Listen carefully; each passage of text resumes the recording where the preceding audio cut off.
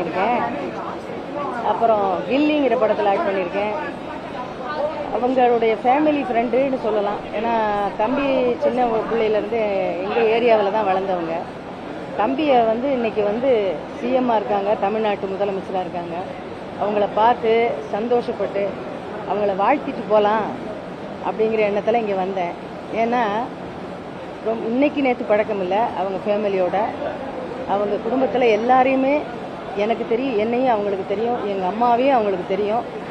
அதனால் அந்த ஒரு குடும்ப நட்பு அப்படிங்கிற ஒரு விஷயத்துக்காகவும் தம்பி இவ்வளவு தூரம் ஒரு தமிழ்நாட்டுக்கே முதலமைச்சராக பொறுப்பேற்றதும் இல்லாமல் சீரான நேர்மையான திறமையான ஆட்சி நடத்திக்கிட்டு இருக்காரு அப்படிங்கிறத தமிழக மக்கள் வெளியிலேருந்து எல்லாருமே பார்த்து பாராட்டிக்கிட்டு இருக்காங்க.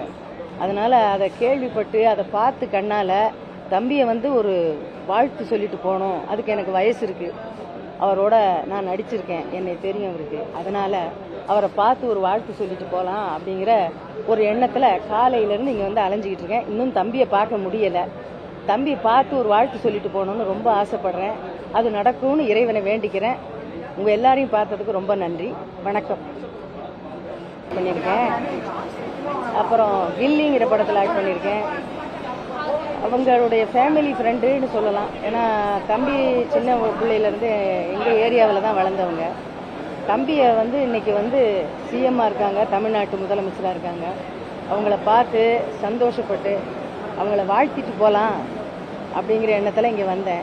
ஏன்னா இன்னைக்கு நேற்று பழக்கம் இல்லை. அவங்க ஃபேமிலியோட அவங்க குடும்பத்தில் எல்லாரையுமே எனக்கு தெரியும், என்னையும் அவங்களுக்கு தெரியும், எங்கள் அம்மாவையும் அவங்களுக்கு தெரியும். அதனால் அந்த ஒரு குடும்ப நட்பு அப்படிங்கிற ஒரு விஷயத்துக்காகவும் தம்பி இவ்வளவு தூரம் ஒரு தமிழ்நாட்டுக்கே முதலமைச்சராக பொறுப்பேற்றதும் இல்லாமல் சீரான நேர்மையான திறமையான ஆட்சி நடத்திக்கிட்டு இருக்காரு அப்படிங்கிறத தமிழக மக்கள் வெளியிலேருந்து எல்லாருமே பார்த்து பாராட்டிக்கிட்டு இருக்காங்க.